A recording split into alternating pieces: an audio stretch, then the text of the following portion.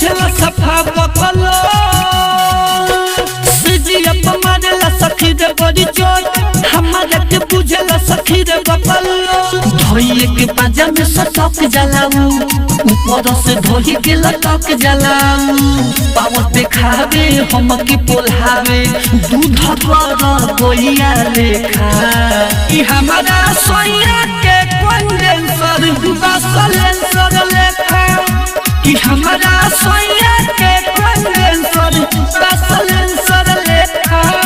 ई हमारा रजवा के कंडेंसर बसलेंसर लेखा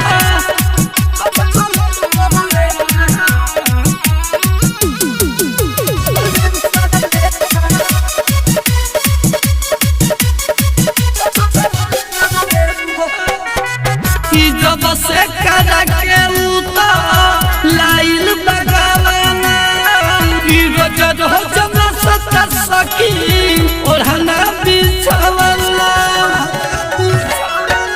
तो हुमची देला चौकी के पूरी हम चहली जवानी बाटे करेला छुरा बड़ी ढीठ बाटे देहिया में फीट छुला पता में करे सेंसर लेखा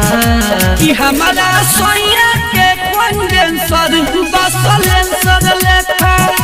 कि हमारा सोया के कंडेंसर बसलेंसर लेखा कि हमारा रजवा के कंडेंसर बसलेंसर लेखा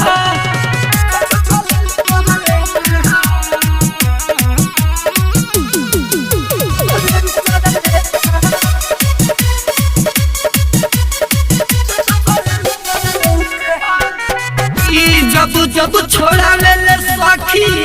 देहिया के गरदी बारे निदरदी हमार गुडू बेदरदी हम चोहरी जवानी की पड़ेला माना माने हम कितना बताई मोहन जादू बयसी पानी हम हिट मदद मिलल बाटे ठीक कोइला पड़ेला दिए को सोना लेखा कि हमारा सोया के कंडेंसर बसलेंसर लेखा